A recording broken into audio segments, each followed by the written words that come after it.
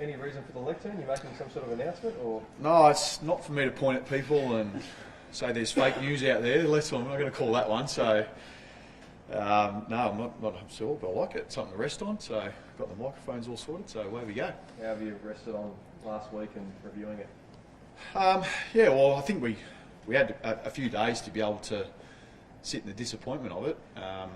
Obviously, had a couple of days away being the timing that we played, and probably gives you a little bit of time to be able to reflect on how the game went, but also, focus on what's real and sort of separate what's not real.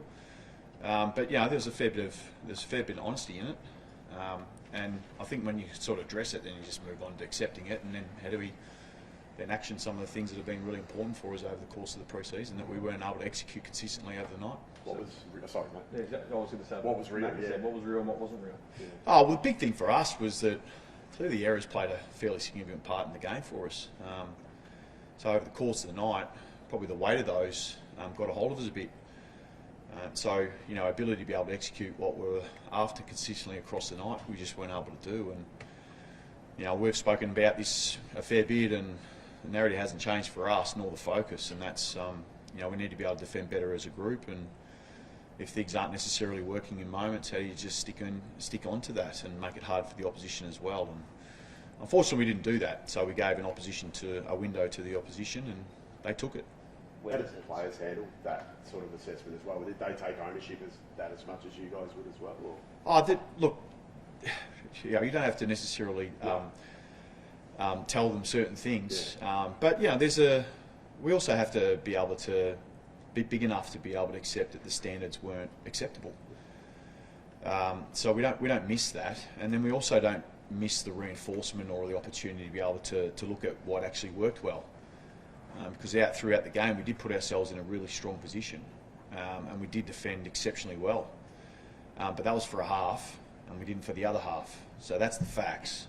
So we deal in the facts, and then we work out how we get better from there, and break down that complex in a really simple, understandable form. Is there part of you, Bossy, that thinks, look, it's just one game, and we've seen teams that from opening round to round one really fluctuate in that form? Yeah, and that's the context. That's the reality. That is the context, and so we have to accept that, because what you can do is make this bigger than what actually really is.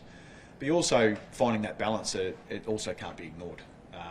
So we let ourselves down on the night.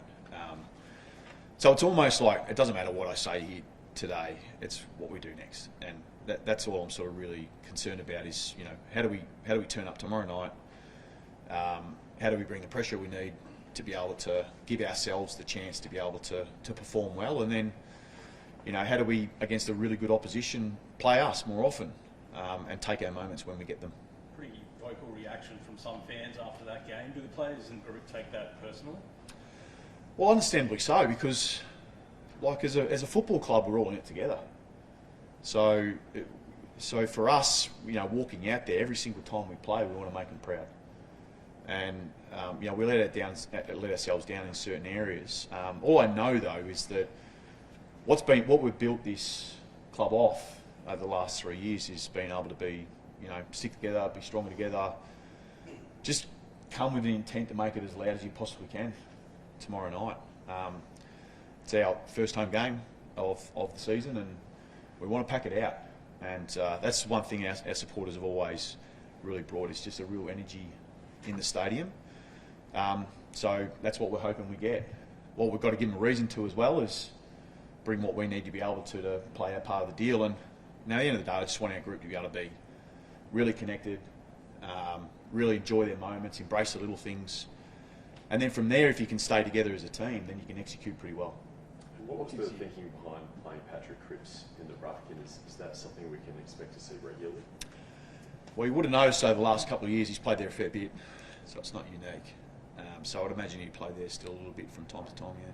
But even when he's sort of playing such a significant role in the midfield, you think there is still the need to put him in the ruck though? Well, yeah, I would have thought so. I'm not really understanding the question, because he won a Brownlow medal of doing it, so it goes all right. Does he like doing it? He loves it. He puts his hand up. Yeah, he loves it. To have a crack at and it's actually something that's a bit different. I think you've seen across the competition where it's not unique to us. This, it's maybe the fact that it's Cripper, it gets a little bit more attention. But I think you'll notice a lot of second rucks are having varying size about them. So so we'll still be able to tap out at different times. Obviously, it looks a little bit different with Charlie playing. So Charlie's playing too. So so we're. I would have thought that you'd want to know that. But at the same time, that's we might have to change up the strategy based on that, because you've got that extra tall that's ahead of the ball, so it does actually sort of change maybe what you need from Cripper. But you've seen across the competition, everyone wants to sort of have intensity around the ball, and they want to be bring that across the 4 quarters, and it's pretty challenging to be able to do. And we sort of concede that from time to time there might be 5 minutes of the game or 5 minutes of the quarter where you have to go to something like that. Those inexplicable errors you spoke about on Thursday night that led to Richmond goals, how much did you as a group allot that to maybe line coaches and yourself maybe not having played prepared enough for it, and how much was it on the players, those mistakes that were made for Richmond goals, drop marks, fumbles? No, we don't do that. We actually don't do that. We don't separate, we don't blame. That's not what it's about. It's we're really confident in the body work we've been able to complete over the course of the pre-season. I couldn't be more impressed with our prep. That seemed a bit unusual what turned up to me.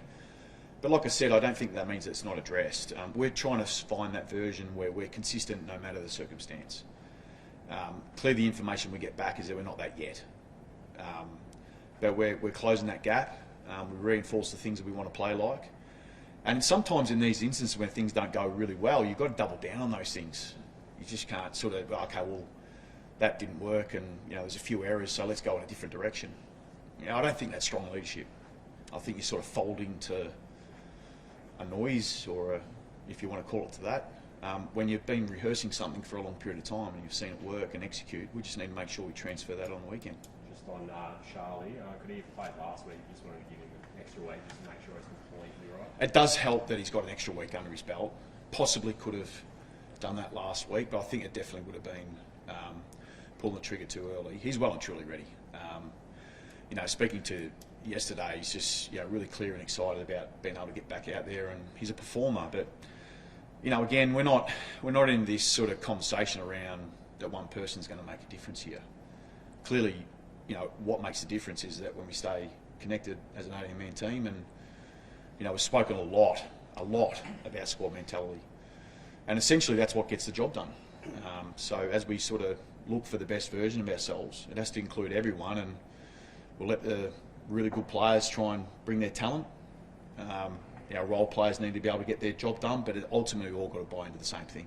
Carlton's a very big club. How does it? Sorry, you go with. Or was there a sense in the review, as the game sort of slipped away from one of control to Richmond getting on top, the players' mentality, was that sort of spoken about in terms of the game sort of not playing out as they had thought, and then sort of getting... Yeah, I don't think we need to make this too complicated. I think the sort of simplicity is we just lost connection with one another. And to Richmond's credit, I think they managed that really, really well, despite the circumstance of the scoreboard, or perhaps what team everyone's told them that they should be like. They rose above that, and that's the opportunity we get. So we get to make the choice here. And it's on the day before a game, so it's hard to answer questions about everything about last week. But I'll just reinforce that really at the end of the day, doesn't matter what I say here today. It's going to be about everything, about how we turn up tomorrow and we get it done. Do you like that you're turning up against Hawthorn, which is a red hot side? Like, it's going in to good form, aren't they? Yeah, they're in great form. You sort of see the confidence is built over time, and looks like they've been a pretty settled side as well. And certainly the last couple of weeks, their performances have been really strong. But no, look, clearly, of course, when you're going to turn up here, you'd expect me to say that I feel like we're a strong chance in the game. And as it didn't matter last week what people said, whether we'd win or lose the game, it doesn't matter this week either. We've got an assignment to be able to get done, and we know the task that's ahead of us, so we've got to lock in and get it done. You've got Battle and Barras in the back line for Hawthorn. How do you navigate that and try and get those scoring opportunities? Yeah, tough. I mean, but sometimes it's probably more to do with the persistence, and you've got to appreciate that you're sort of not going to win every duel. they've got some good players that behind the ball that can intercept, which obviously fuels their game, and adding those two particular players in has obviously helped them in that department.